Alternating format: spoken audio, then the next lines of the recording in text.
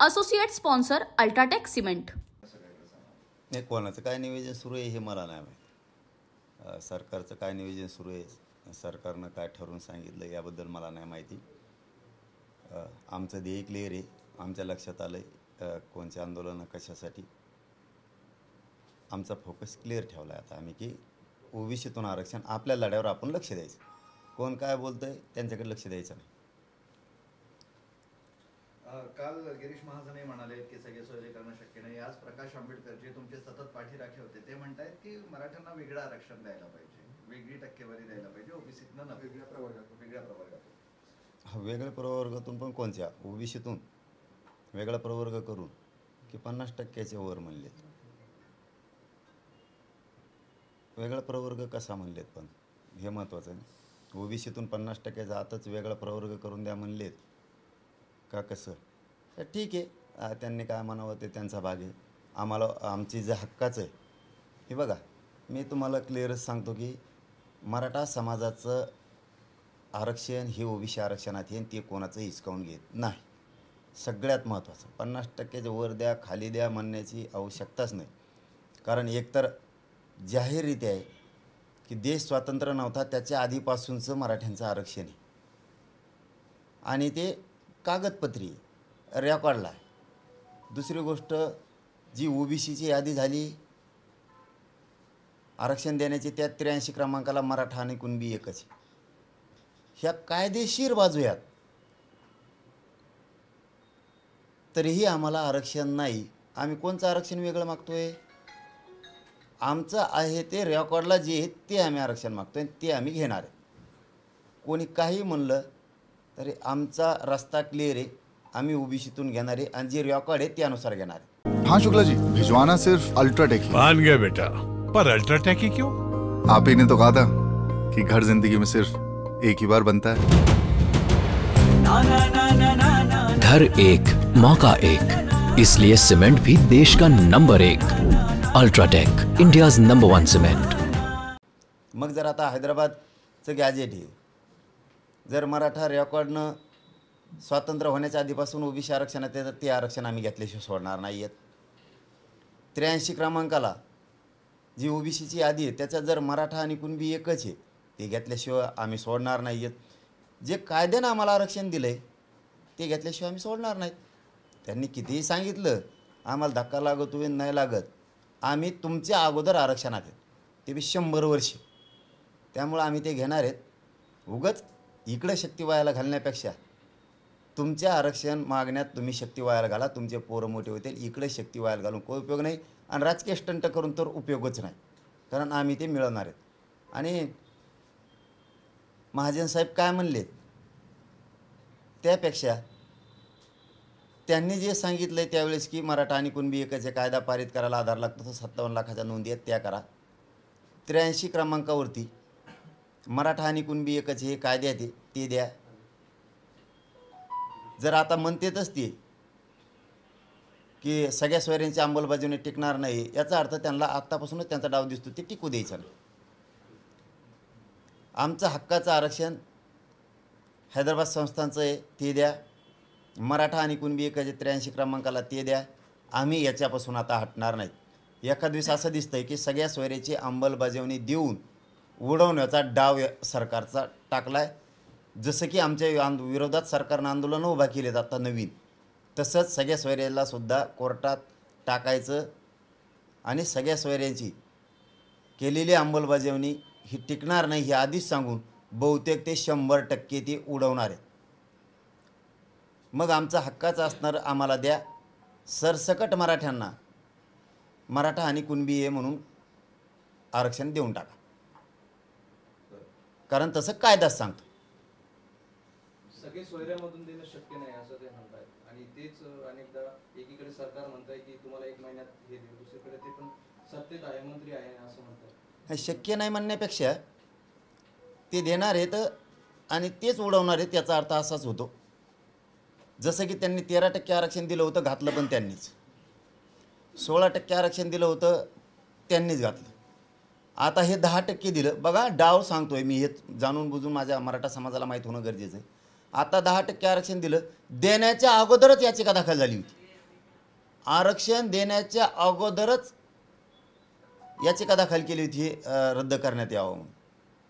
तसं देणार पण हेच आहेत आता सगळ्या सोयऱ्यांचं, आणि उडवणार सुद्धा हेच आहेत. हे क्लिअर झालं आहे आता.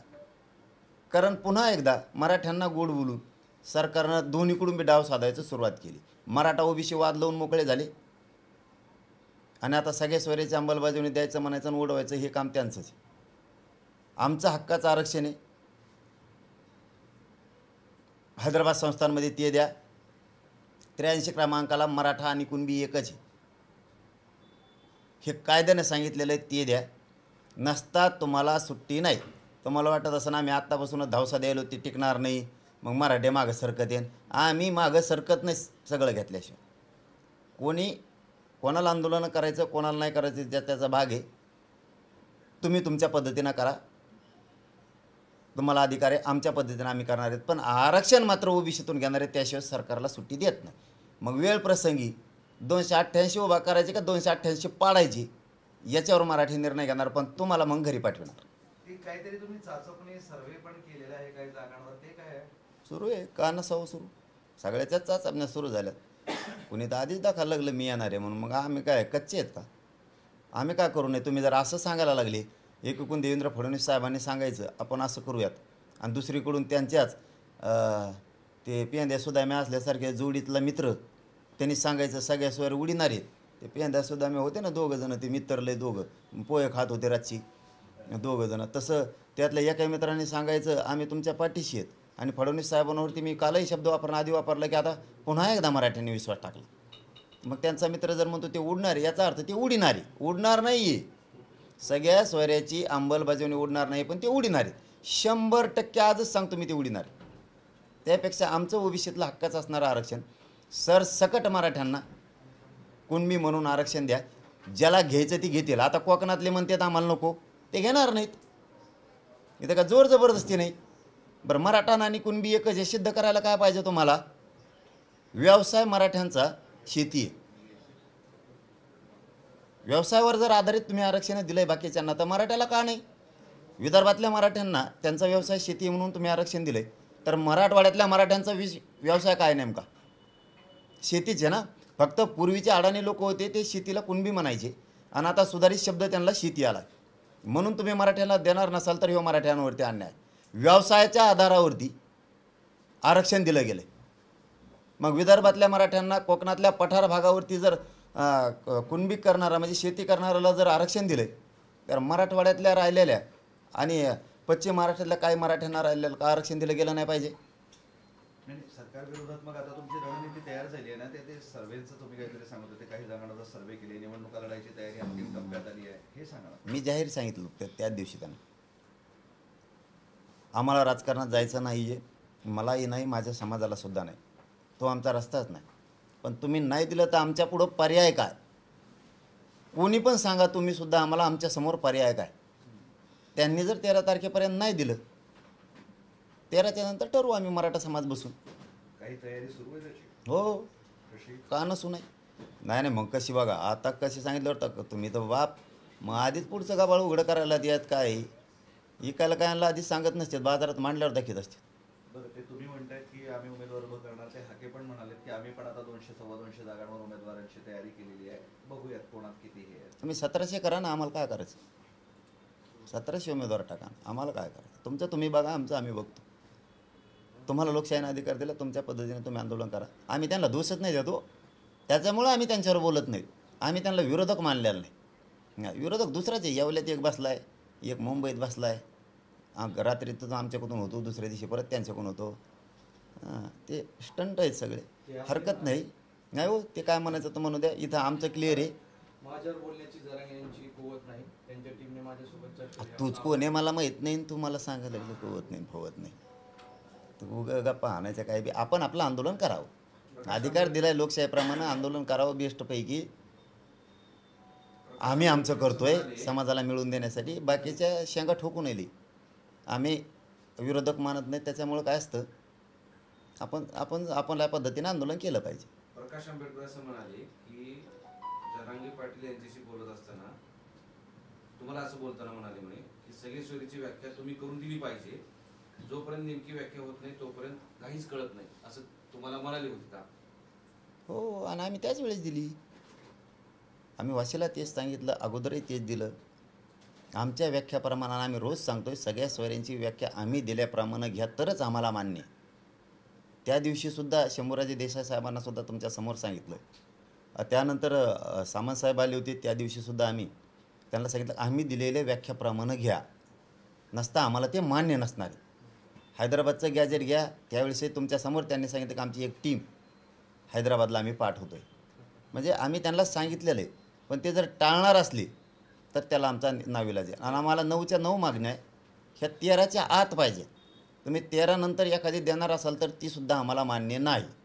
प्रकाश आंबेडकर तुमच्याशी बोलताना असं म्हणाले, तुम्ही म्हणताय की व्याख्या झालेली आहे, तुम्ही सांगितलेली व्याख्या आहे, पण त्यांचं असं म्हणणं आहे की कुटुंबाची व्याख्या जशी कायद्याने शब्दबद्ध केलेली आहे तशी सगळे सोयरीची व्याख्या केलेली नाही. जोपर्यंत नेमकी व्याख्या होत नाही तोपर्यंत हे काय आहे नेमकं कळत नाही असं त्यांचं म्हणणं आहे. म्हणजे तुमच्याशी बोलताना एक आणि आता बोलताना एक असं प्रकाश आंबेडकर दिसतंय. वाटतायत का? नाही, त्यांच्याबद्दलचं नाही बोलणार मी, कारण मी प्रत्येक वेळेस तेच सांगतो की आपण त्यांच्याबद्दल आदर करतो. म्हणून महाराष्ट्रात पहिल्यांदा आम्ही त्यांना पाठिंबा दिला होता. राजगादीला एक दिला होता छत्रपतींना आणि त्यांना. याबद्दल ज्या माणसाबद्दल आपण जास्तीचा सन्मान करतो त्या माणसाकडून एखादा शब्द जरी चुकला तरी आपण बोलायचं नसतं, कारण आपण सन्मान करतो आणि त्या शब्दावरती मी 10 महिन्यापासून ठाम आहे. परंतु मी सरकारला सांगताना सांगितलं होतं, त्यावेळेस सचिवसुद्धा होते, की तुम्ही घेतलेली व्याख्या आम्हाला मान्य नाही आहे. मी आजही ते जाहीरपणानं सांगतो. त्यावेळेस सुमंत भांगे साहेबांपासून, मंगलप्रभात लोढा, दीपक केसरकर साहेबांपासून वाशीमध्ये सगळे बसलेले होते. मला ही मान्य नाही आहे, तुम्हाला ही व्याख्या चेंज करावी लागणार आहे. नसता तुम्हाला जर ही व्याख्या ठेवायची असली सगळ्या सोयऱ्याची तर अबकड अशा करा तुम्ही.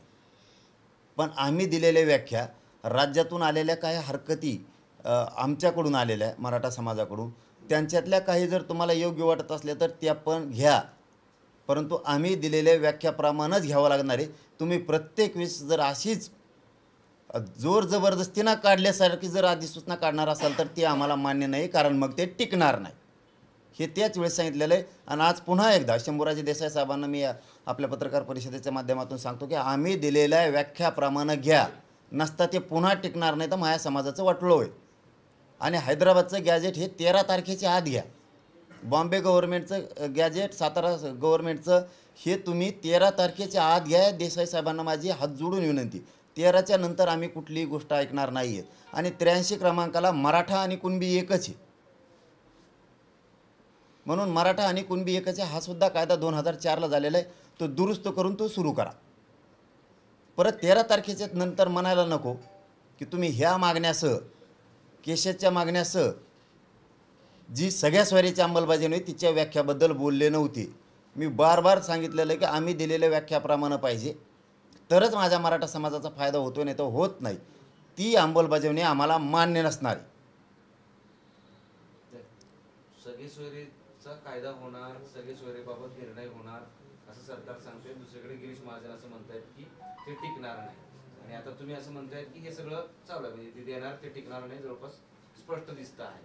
आत्ता तुम्ही बोलताना सगळे सोयरीच्या ऐवजी सरसकट मुद्दा काढला. मधल्या काळात सरसकट हा शब्दच चर्चेतून बाद झाला होता. आता तुम्ही आज आणले हे सगळे सोयरे कोर्टात जाणार, या सगळ्या गोष्टी का नाही आणणार? का नाही आणणार? पहिल्या दिवसापासूनची सरसकटची मागणी. ह्याच गिरीश महाजन साहेबांनी सांगितलं होतं की त्यांचं लय पोट दुखत आहे म्हणे. आणखीन वेगळा शब्द वापरला होता त्यांनी. मग हे मीडियात तिथं बसलेले होते.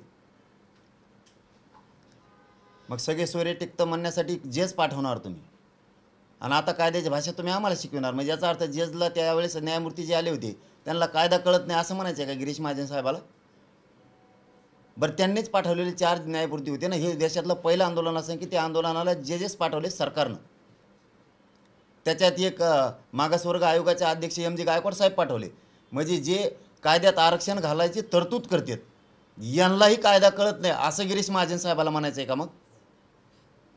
मग तुम्ही ते पाठवले कशाला होते? शब्द पण तुम्हीच देणार. सगळे मराठ्यांची व्याख्या आम्ही सांगितली तसे तुम्हीच घेणार. आणि आता टप्प्यात आल्यावर तुम्ही असं म्हणणार की ते टिकणार नाही. याचा अर्थ ते सगळ्या सोयऱ्याची अंमलबजावणी 100% टिकणार आहे, परंतु गिरीश महाजन साहेबांनी तयारी केली वाटतं ते टिकू द्यायचं नाही.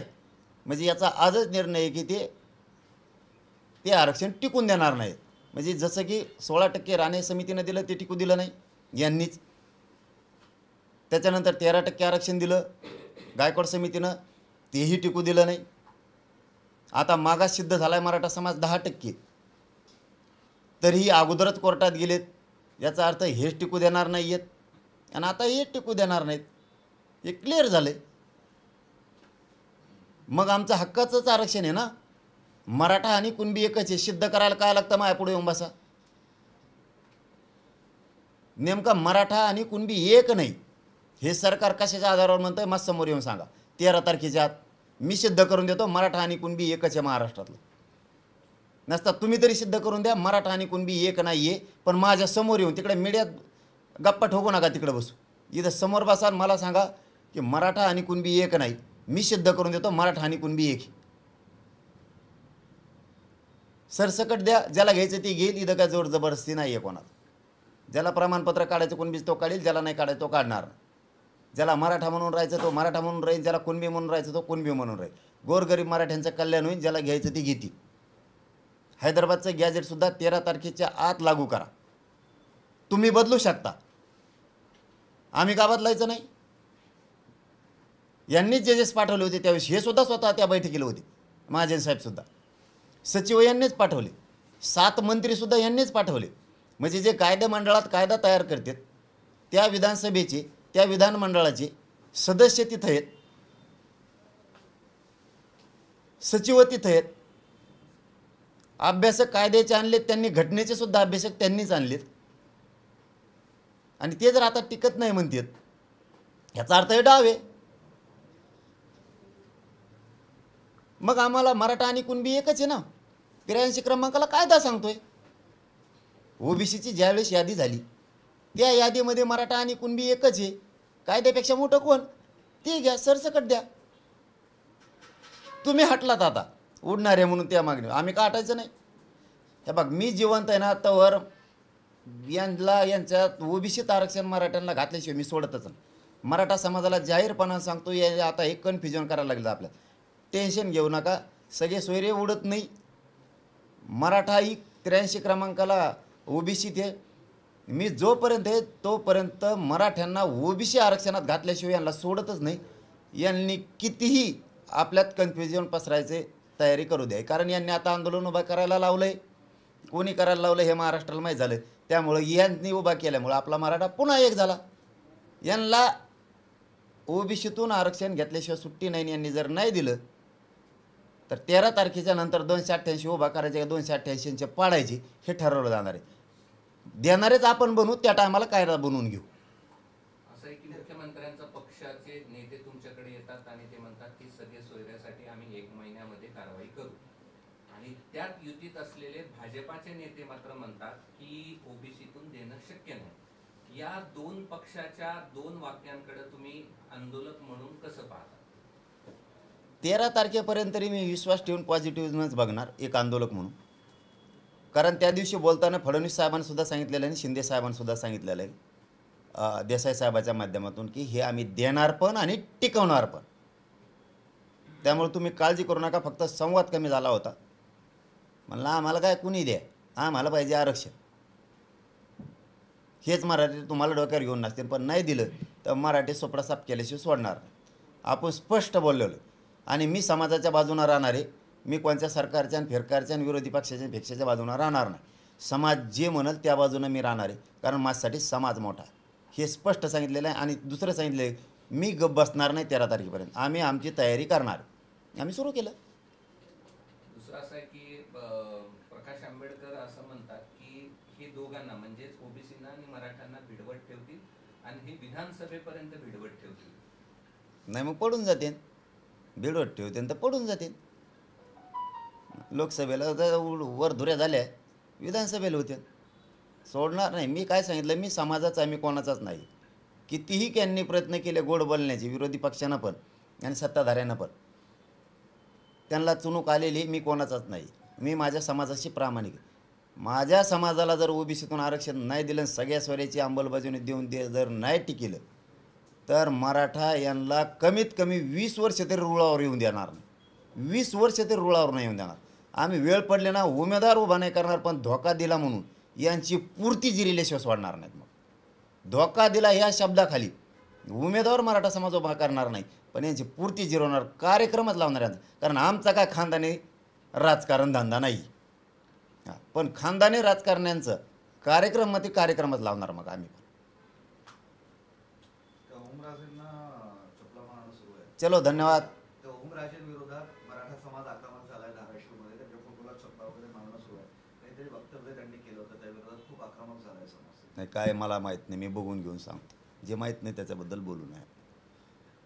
चलो बस धन्यवाद. एक लक्ष्मण हाकेंनी असा तुमच्यावर गंभीर आरोप केलेला आहे की मराठा समाजाच्या तरुणांनी तुमच्या नादी लागून आत्महत्या केल्यात. जाऊ द्या, मी म्हणलं ना आम्ही त्यांना विरोधक मानत नाहीत. त्यांनी त्यांचं आंदोलन करावं, आंदोलन करण्याचा प्रत्येकाला अधिकार आहे.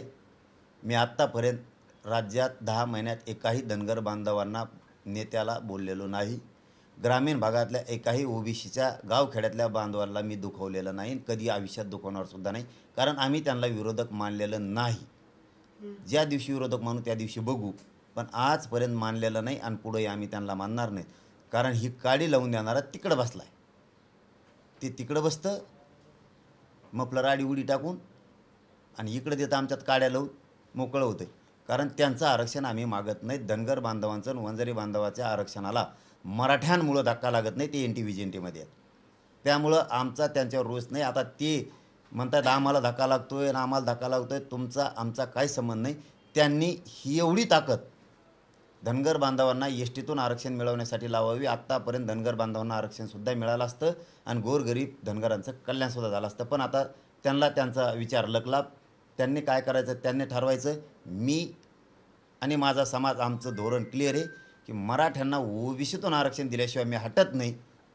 पण लोकशाहीनं अधिकार दिलेला आहे, त्यांनी त्यांचं आंदोलन करावं. आमचं आम्ही करणार आहेत. आमचं भांडण सरकारशी, मी हटत नाही, कोणीही येऊ दे. Associate sponsor UltraTech cement.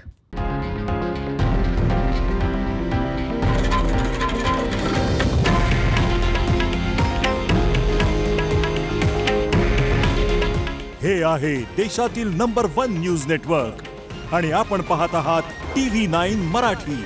काळजी तुमची, हित महाराष्ट्राचं.